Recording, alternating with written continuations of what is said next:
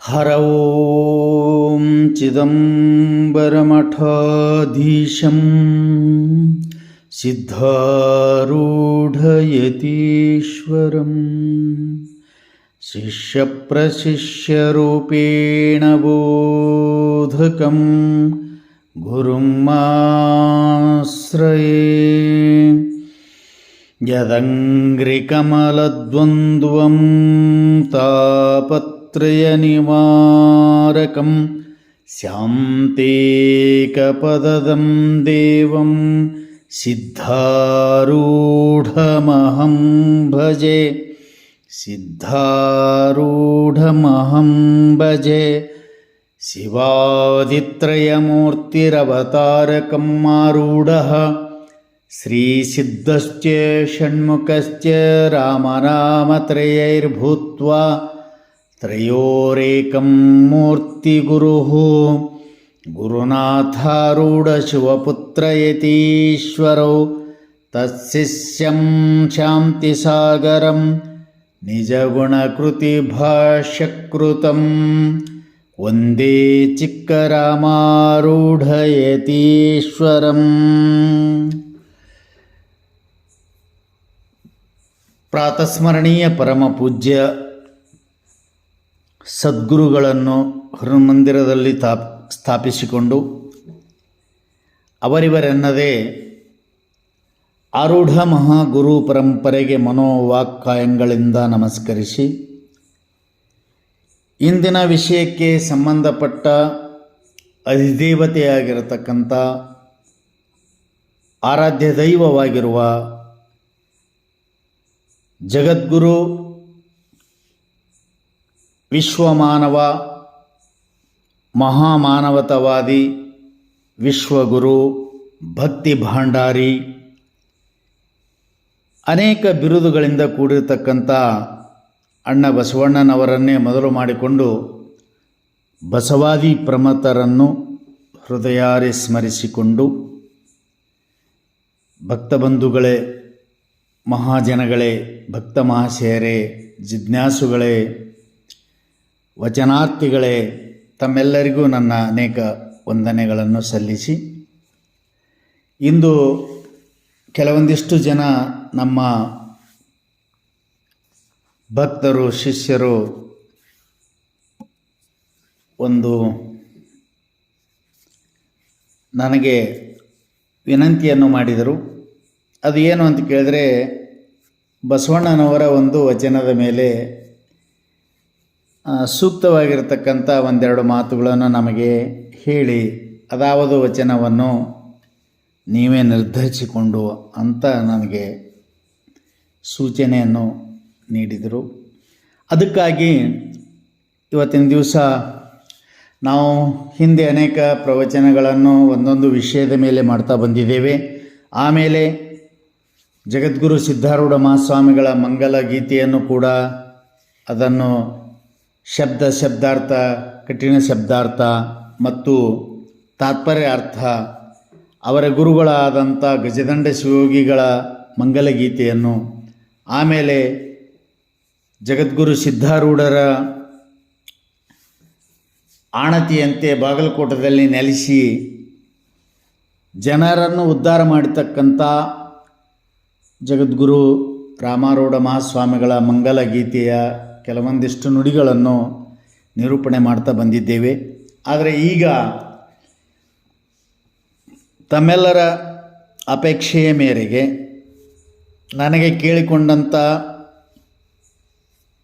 ಇದನ್ನು ಒಂದು ವಚನವನ್ನು ಬಿಡಿಸಿರಿ ಅಂತ ಹೇಳಿದಂಥ ಎಲ್ಲ ತಮ್ಮೆಲ್ಲರ ಸಂತೋಷಕ್ಕಾಗಿ ನಾನೊಂದು ಬಸವಣ್ಣನವರ ವಚನವನ್ನು ಇವತ್ತು ಸಂಕ್ಷಿಪ್ತವಾಗಿ ಒಂದು 5-10 ನಿಮಿಷಗಳಲ್ಲಿ ಅದನ್ನು ಮುಗಿಸಬೇಕು ಎಂಬುವಂಥ ಇಚ್ಛೆಯಿಂದ ನಾನು ಒಂದು ವಚನವನ್ನು ಇವತ್ತು ಕೈಗೆತ್ತಿಕೊಂಡಿದ್ದೇನೆ. ಅದು ಯಾವುದು ಅಂತಂದರೆ, ಆಯುಷ್ಯ ತೀರಿದಲ್ಲದೆ ಮರಣವಿಲ್ಲ, ಭಾಷೆ ತಪ್ಪಿದಲ್ಲದೆ ದಾರಿದ್ರ್ಯವಿಲ್ಲ, ಅಂಜಲದೇಕೋ ಲೋಕ ವಿಗರ್ಭಣೆಗೆ, ಅಂಜಲದೇಕೋ ಕೂಡಲ ಸಂಗಮ ದೇವ ನಿಮ್ಮಾಳಾಗಿ. 12ನೇ ಶತಮಾನದಲ್ಲಿ ಅನೇಕ ಜನ ಶರಣರು ಮಹಾನುಭಾವಿಗಳು ಆಗಿ ಹೋಗಿದ್ದಾರೆ. ಅವರಿಗೆ ಶರಣ ಕುಲ ಸಮೂಹಕ್ಕೆ ಶಿಖಾಮಣಿಯಾದಂಥ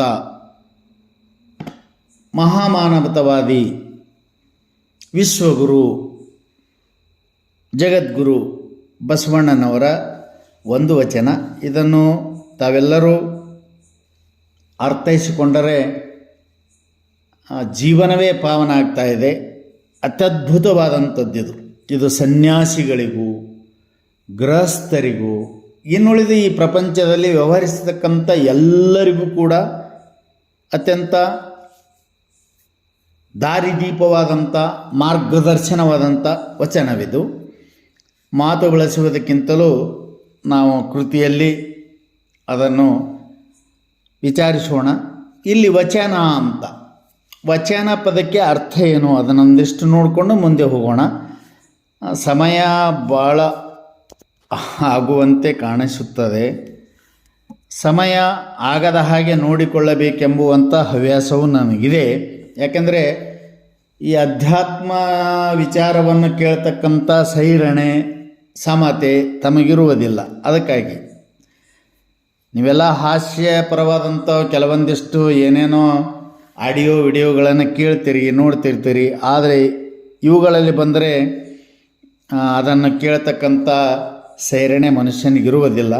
ಇರಲಿ, ಅದಕ್ಕೆ ಇಲ್ಲಿ ವಚನ ಮೊದಲು. ವಚನ ಅನ್ನುವಂಥ ಪದಕ್ಕೆ ಅರ್ಥ ನಾವು ಮಾಡಿಕೊಳ್ಳೋಣ. ವಚನ ಇದು ಏನಂತ ಕೇಳಿದ್ರೆ ಸಂಸ್ಕೃತ ಪದ. ಇದು ವಚನಂ ಅಂತ ನಡೀತಾ ಇದೆ. ಇದು ಏನಂತ ಕೇಳಿದ್ರೆ ವಚನಂ. ವಚನಂ ಅಂತಂದರೆ ಈ ಶಬ್ದ ನಪುಂಸಕಲಿಂಗ. ವಚನಂ ವಚನೆ ವಚನಾನಿ ಅಂತ ಇದು ಪ್ರಥಮ ವಿಭಕ್ತಿ ಮತ್ತು ದ್ವಿತೀಯ ವಿಭಕ್ತಿಯವರೆಗೆ ವಚನಂ ವಚನೆ ವಚನಾನಿ ಅಂತ ನಡೀತಾ ಇದೆ. ಆಮೇಲೆ ತೃತೀಯ ವಿಭಕ್ತಿಯಿಂದ ಚತುರ್ಥಿ, ಪಂಚಮಿ ಮತ್ತು ಷಷ್ಠಿ, ಸಪ್ತಮಿಯೊಳಗೆ ಏನು ನಡೀತದೆ ಅಂತ ಕೇಳಿದರೆ ಅಕಾರಾಂತ ಪುಲ್ಲಿಂಗದಂತೆ ಇದು ವಚನ, ಈ ಶಬ್ದ ನಡ್ಕೊಂಡು ಬರ್ತಾ ಇದೆ.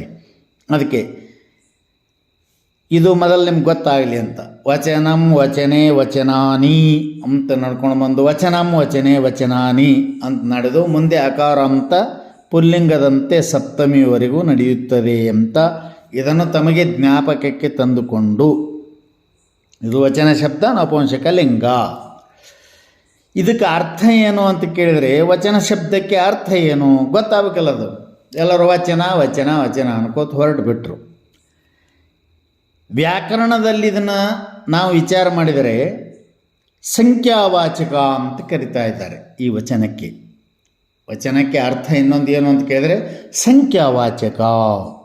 ಸಂಖ್ಯಾವಾಚಕ ಅಂದರೆ ಏನ್ರಿ ಅಂತ ಕೇಳಿದರೆ ಸಂಖ್ಯೆಯನ್ನು ವಿವರಣೆ ಮಾಡುವುದು, ನಿರೂಪಣೆ ಮಾಡುವುದು, ಅದನ್ನು ಹೇಳುವುದು ಅಂತ. ಅವು ಎಷ್ಟು ಸಂಖ್ಯೆ ಅಂತ ಕೇಳಿದರೆ ಅವು ಅನೇಕ 100ರವರೆಗೂ ಸಂಖ್ಯೆ ಇರ್ಬೋದು.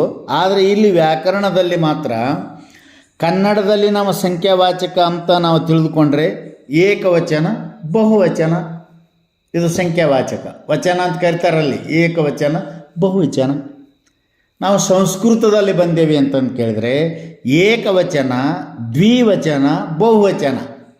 ಕನ್ನಡದಲ್ಲಿ ಇರೋ 2 ವಚನ, ಒಂದು ಏಕ, ಒಂದೇ ವಸ್ತುವಿನನ್ನು ಒಂದೇ ಯಾವುದೇ ವಿಷಯವನ್ನು ಅದು ಕುರಿತು ಹೇಳ್ತಿತ್ತು ಅಂತಂದರೆ ಅದಕ್ಕೆ ಏಕವಚನ ಅನ್ನಬೇಕು. ಅದರಿಂದ ಒಂದು ಬಿಟ್ಟು ಇನ್ನೊಂದು ಆಯಿತು ಅಂದರೆ ಬಹುವಚನ ಅನ್ನಬೇಕು ಅಂತ ಇದರಲ್ಲಿ ಕನ್ನಡದಲ್ಲಿ ಅದಕ್ಕೆ ಅರ್ಥ. ಆದರೆ ಸಂಸ್ಕೃತದಲ್ಲಿ ಒಂದಕ್ಕೆ ಏಕವಚನ ಅಂತ ಹೇಳಬೇಕು. ಎರಡಾದು ಅಂತಂದರೆ 2 ಇದ್ದು ಅಂತಂದರೆ ಅದಕ್ಕೆ ದ್ವಿವಚನ ಅಂತ ಹೇಳಬೇಕು. 2ಕ್ಕಿಂತಲೂ ಹೆಚ್ಚು 1000ವರೆಗೆ ಸಂಖ್ಯೆ ಇತ್ತು ಅಂದರೆ ಅದಕ್ಕೆ ಬಹುವಚನ ಹೇಳಬೇಕು ಅಂತ ತಿಳ್ಕೊಂಡು ವ್ಯಾಕರಣದಲ್ಲಿ ಸಂಖ್ಯಾವಾಚಕಕ್ಕೂ ಕೂಡ ವಚನ ಅಂತ ಕರಿತಾ ಇದ್ದಾರೆ. ಇನ್ನೊಂದು ಇದಕ್ಕೆ ಮಾತು ಅಂತ ಕರಿತಾ ಇದ್ದಾರೆ. ಮಾತು, ಇದಕ್ಕೆ ಮಾತು ಅಂತಾರೆ. ವಚನ ಅಂದ್ರೇನು? ಮಾತು. ಮತ್ತು ಮಾತಿಗೆ ವಚನ ಅಂತಂದರೆ ಇಷ್ಟೆಲ್ಲ ಜನರು ಮಾತಾಡ್ತಾರಲ್ಲ ಅವಕ್ಕೂ ವಚನ ಅನ್ಬೇಕೇನು? ಇದೊಂದು ಸಮಸ್ಯೆ. ಎಷ್ಟು ಜನ ಮಾತಾಡೋಂಗಿಲ್ಲ. ಮಾತಿಗೇನೆ ವಚನ ಅಂದ್ರೆ ಹೆಂಗ್ರಿ, ಜಗತ್ತಿನಲ್ಲಿರ್ತಕ್ಕಂಥ ಅನೇಕ ಜನ ಲೌಕಿಕರು ಎಷ್ಟೋ ಮಾತುಗಳನ್ನು ಆಡ್ತಾ ಇದ್ದಾರೆ. ಅವರೆಲ್ಲ ಮಾತಿಗೂ ವಚನ ಅಂತಂದ್ರೆ ಹೇಗೆ? ಈಗ ನೋಡ್ರಿ, ವಚನ ಪದಕ ಅರ್ಥ ಮುಂದೆ ನೋಡೋಣ. ಮಾತಿಗೇನೆ ವಚನ ಅಂತಂದ್ರೆ ಇವತ್ತು ಎಂತಿಂಥ ಮಾತುಗಳದಾವ ಜೀವನದಲ್ಲಿ ಅಂತ ಕೇಳಿದರೆ,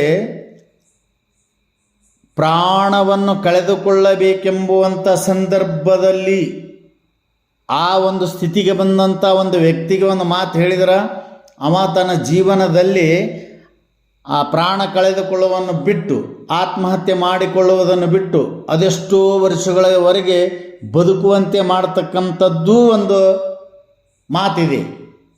ಆಮೇಲೆ ಎಷ್ಟೋ ವರ್ಷಗಳವರೆಗೆ ಬದುಕಬೇಕೆಂಬುವಂಥ ಹವ್ಯಾಸದಿಂದ ಕೂಡಿಕೊಂಡಂಥ ವ್ಯಕ್ತಿಗೆ ಒಂದು ಆಡಬಾರದ ಮಾತನ್ನಾಡಿದರೆ ಅವ ಇವತ್ತೇ ಸುಸೈಡ್ ಮಾಡ್ಕೊಂಡು ಈಗಲೇ ಸತ್ತೋಗಿಬಿಡ್ತಾನೆ. ಮತ್ತಂದ್ರೆ ಮಾತಿಗೆ ವಚನ ಅಂತಂದರೆ ಹೇಗೆ ಅಂತಂದ್ರೆ, ಮಾತು ವಚನ ಅಲ್ಲ. ಯಾಕಂತ ಕೇಳಿದ್ರೆ ನೀವು ಸಾಮಾನ್ಯವಾಗಿ ವಿಚಾರ ಮಾಡಬೇಕು. ಇವತ್ತು ಕೆಳಗಿನ ಓಣಿಯೊಳಗೆ ಕಟ್ಟಿ ಮೇಲೆ ಕೂತ್ಕೊಂಡು ಮಾತಾಡಿದ ಅಂದ್ರೆ ಆ ಮಾತಿನ ಪ್ರಭಾವ ಮೇಲಿನ ಓಣಿಯೊಳಗೆ ಬೆಂಕಿ ಹತ್ತಿ ಉರಿತಿರ್ತದೆ. ಮತ್ತು ಇವು ವಚನ ಅನ್ರಿ. ಮಾತಿಗೇನೆ ವಚನ ಅಂತಂದ್ರೆ ಇವ ಇಲ್ಲಿ ಕೆಳಗೆ ನೋಡಕ್ಕೆ ಕೂತ್ಕೊಂಡು ಮಾತಾಡಿಬಿಟ್ಟ, ಇವನು ಇನ್ನೂ ಮಾತು ಮುಗಿದಿಲ್ಲ, ಅಲ್ಲಿ ಬೇರೆ ಕಡೆ ಒಂದು ಜಾಗದೊಳಗೆ ಬೆಂಕಿ ಹತ್ತಿ ಸುಟ್ಟು ಉರಿಲಕ್ಕೆ ಹತ್ತಿಬಿಡ್ತು. ಇಂಥವುಗಳು ಎಷ್ಟೋ ಮಾತದಾವ. ಅದಕ್ಕೆ ಮಾತಿಗೇನೆ ವಚನ ಅಂತಂತಂದರೆ ಇದು ಸರಿಯಾದ ಅರ್ಥವಲ್ಲ. ಅಂದಮೇಲೆ ಮತ್ತು ವಚನ ಅಂತ ಎದಕ್ಕೆ ಅನ್ಬೇಕ್ರಿ? ಮಾತಿಗೆ ವಚನ ಅನ್ನಬಾರ್ದು ಅಂದ್ರಿ. ಆಮೇಲೆ ವ್ಯಾಕರಣದಲ್ಲಿರ್ತಕ್ಕಂಥ ಸಂಖ್ಯಾವಾಚಕಗಳು ಅವು ವಚನ ಅಲ್ಲ. ವಚನ ಅಂತಂದ್ರೇನು ಅಂತ ಕೇಳಿದ್ರೆ, ಪರಿಶುದ್ಧವಾಗಿರುವ ನೀತಿಯುಕ್ತವಾದ ಮಾತುಗಳೇನಿದಾವೋ ಅದಕ್ಕೆ ವಚನ ಅಂತ ಕರಿಬೇಕು. ಅದ್ಭುತವಾದಂಥದ್ದು ನೆನಪಿನಲ್ಲಿಡಬೇಕು. ಅವು ಹೆಂಗಿರಬೇಕು ಅಂತ ಕೇಳಿದರೆ, ಪರಿಶುದ್ಧವಾಗಿರಬೇಕು ಮತ್ತು ನೀತಿಯುಕ್ತವಾದಂಥವುಗಳಾಗಿರಬೇಕು. ಅಂಥ ಮಾತುಗಳಿಗೆ ವಚನ ಅಂತ ಕರೀತಾ ಇದ್ದಾರೆ. ಈಗ ನೋಡ್ರಿ, ಅವರು ಮಾತನಾಡಿದಂಥ ಮಾತು ಇವತ್ತು ಏನು ಮಾತಾಡ್ಯಾರ? 12ನೇ ಶತಮಾನದಲ್ಲಿ ಮಾತನಾಡಿದಂಥ ಮಾತುಗಳು ಇನ್ನೂ ಅತ್ಯಂತ ಪರಿಶುದ್ಧವಾಗಿ ಉಳಿದಾವ.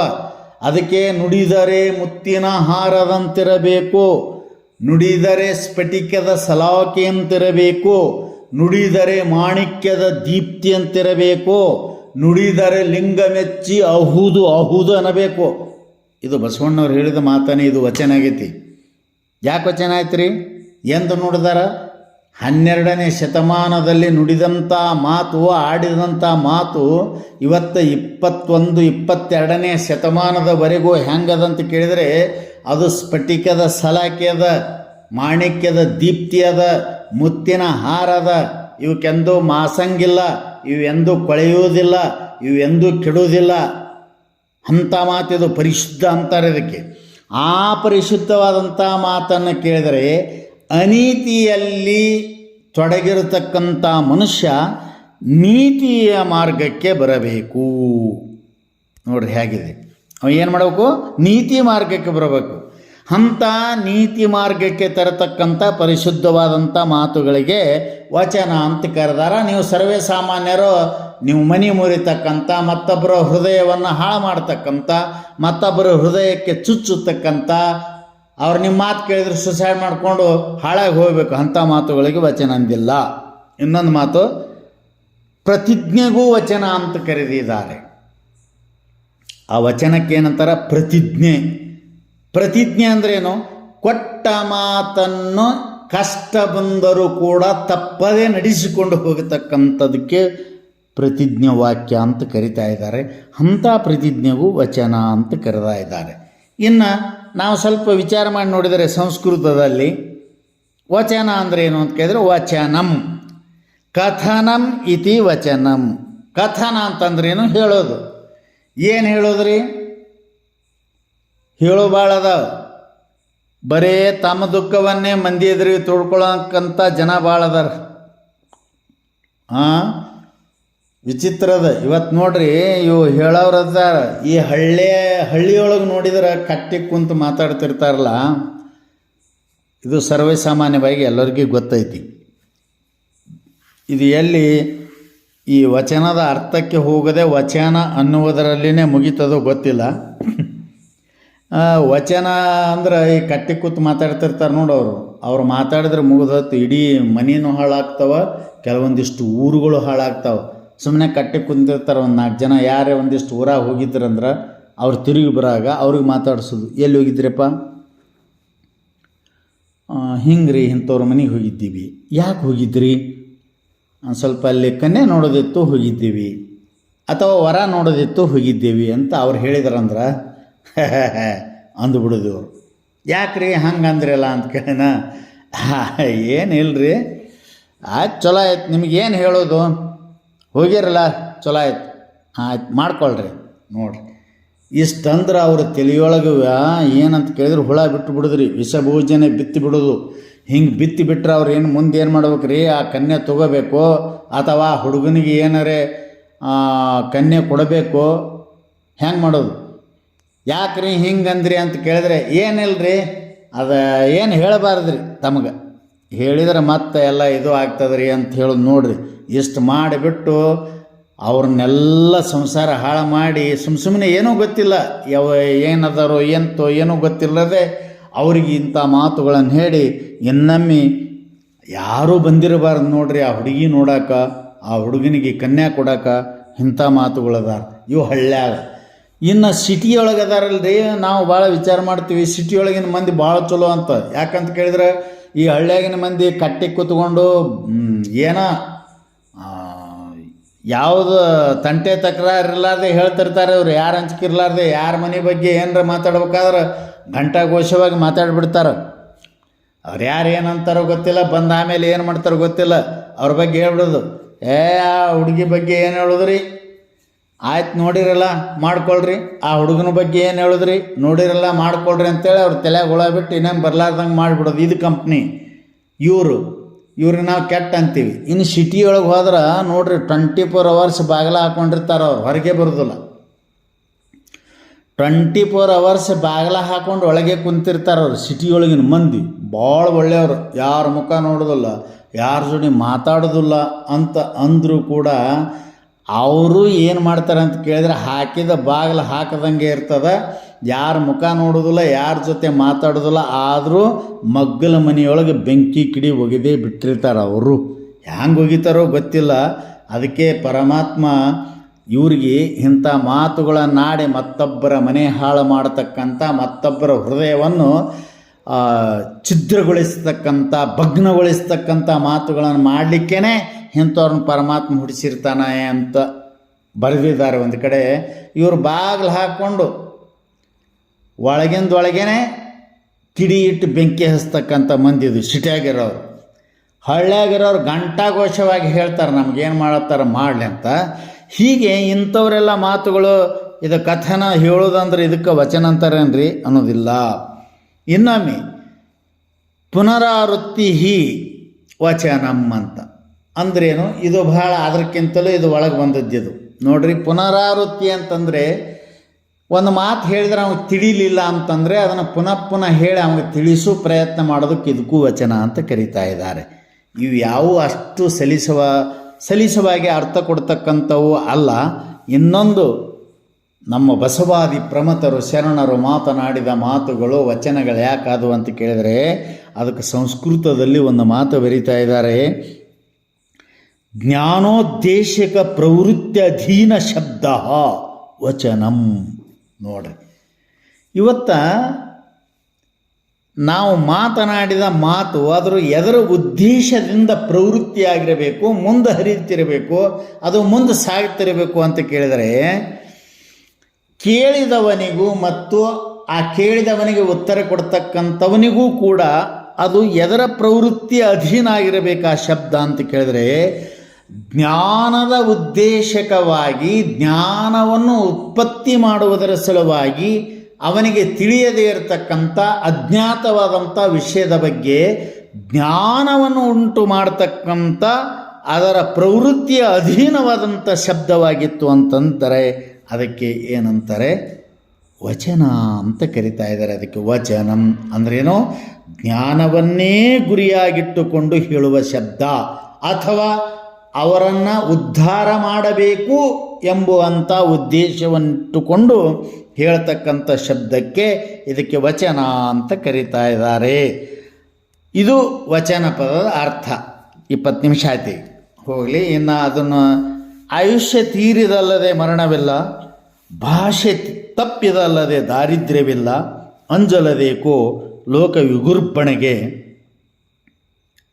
ಅಂಜಲದೇಕೋ ಕೂಡಲ ಸಂಗಮ ದೇವ ನಿಮ್ಮಾಳಾಗಿ. ಇದನ್ನು ಮೊದಲು ಹೇಳಿದ ಹಾಗೆ ಇವತ್ತು ಸನ್ಯಾಸಿಗಳಿಗೂ ಗೃಹಸ್ಥರಿಗೂ ಈ ಲೌಕಿಕದಲ್ಲಿ ವ್ಯವಹಾರ ಮಾಡ್ತಕ್ಕಂಥ ಎಲ್ಲರಿಗೂ ಇದೊಂದು ಅತ್ಯಂತ ಮುಖ್ಯವಾದಂಥ ಬಸವಣ್ಣವರ ಸಂದೇಶ ನಾವು ತಿಳ್ಕೋಬೇಕು. ನೋಡ್ರಿ, ನಾವೆಲ್ಲರೂ ಸಾಯಬಾರ್ದು ಅಂತ ಏನೋ ಪ್ರಯತ್ನ ಮಾಡ್ತೀವಿ, ಎಲ್ಲೇ ಹೋಗ್ತೀವಿ, ತೋರಿಸ್ಕೊಳ್ತೀವಿ, ಏನೋ ಮಾಡ್ತೀವಿ. ಅದಕ್ಕೆ ಬಸವಣ್ಣವರಂತಾರ, ನೋಡ್ರಪ್ಪ, ನೀವು ಸಾಯುವುದಿಲ್ಲ. ಎಲ್ಲಿವರೆಗೆ ಸಾಯುವುದಿಲ್ಲ ಅಂತ ಕೇಳಿದ್ರೆ, ಆಯುಷ್ಯ ತೀರಿದಲ್ಲದೆ ನೀವು ಸಾಯುವುದಿಲ್ಲ, ಮರಣವಿಲ್ಲ. ಯಾಕಂದ್ರೆ ಪ್ರತಿಯೊಂದಕ್ಕೂ ಒಂದು ಆಯುಷ್ಯ ಇರ್ತದೆ. ಆಯುಷ್ಯ ತೀರ್ತು ನೀ ಏನು ಪ್ರಯತ್ನ ಮಾಡಿದರೂ ಉಳಿಯಂಗಿಲ್ಲ. ಆಯುಷ್ಯ ಇತ್ತು ಯಾರ ಏನು ಮಾಡಿದರೂ ಸಾಯುವುದಿಲ್ಲ, ಮರಣವಿಲ್ಲ. ಇದಕ್ಕೊಂದು ನಿಮಗೊಂದು ಮಾತು ಹೇಳ್ತಾ ಇದ್ದೇನೆ. ನಾಕಾಲೆ ಮೃಗಿಯತೆ ಜಂತುರ್ವಿದ್ಧ ಸರಸತೈರಪಿ ಕೃಷಕಂಟಕ ವಿದ್ದೋಪಿ ಪ್ರಾಪ್ತಕಾಲೆ ನ ಜೀವತಿ. ಆಯುಷ್ಯ ತೀರಿದಲ್ಲದೆ ಮರಣವಿಲ್ಲ ಅನ್ನುವಂಥ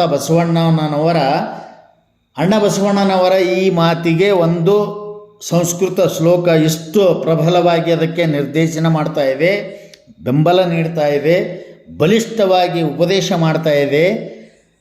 ನಾಕಾಲೆ ಮ್ರಿಯತೆ ಜಂತುರ್ವಿದ್ಧ ಸರಸತೈರಪಿ, ಅದನ್ನೇ ಅಣ್ಣನವರು ಆಯುಷ್ಯ ತೀರಿದಲ್ಲದೆ ಮರಣವಿಲ್ಲ.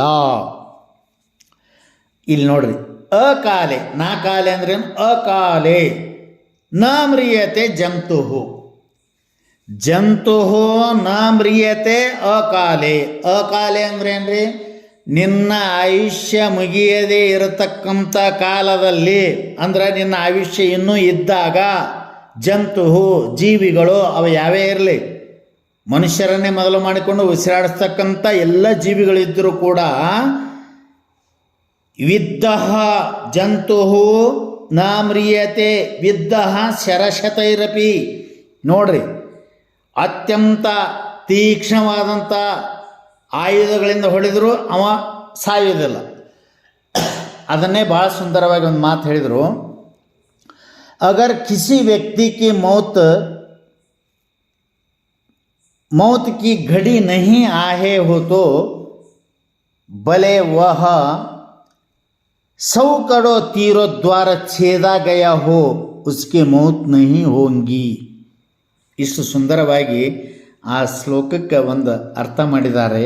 ಅಗರ್ ಕಿಸಿ ವ್ಯಕ್ತಿ ಕಿ ಮೌತ್ ಕಿ ಗಡಿ ನಹಿ ಆಯಿ ಹೋತೋ, ಯಾವುದೇ ಒಬ್ಬ ವ್ಯಕ್ತಿಯ ಮರಣವು ಬಂದಿದ್ದಿಲ್ಲ, ಮರಣಕಾಲ ಸಮೀಪಿಸಿದ್ದಿಲ್ಲ, ಅವನ ಆಯುಷ್ಯ ಮುಗಿದಿದ್ದಿಲ್ಲ ಅಂತಂದರೆ, नहीं आई हो तो भले ही वह 100 करोड़ तीरों द्वार छेदा गया हो, ಸಾವಿರಾರು ನೂರಾರು ತೀಕ್ಷ್ಣವಾದ ಬಾಣಗಳಿಂದ ಹೊಡೆದರೂ ಕೂಡ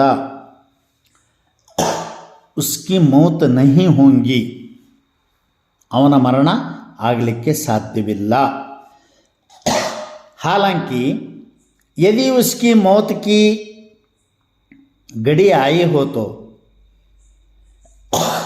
वह केवल एक छोटा सा कांटा चुभे सो भी जिंदा नहीं रहेगा.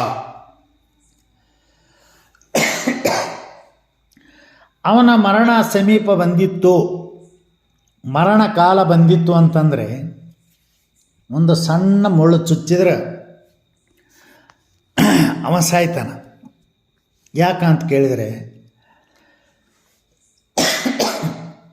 ಮರಣದ ಕಾಲ ದೂರವಿದ್ದಾಗ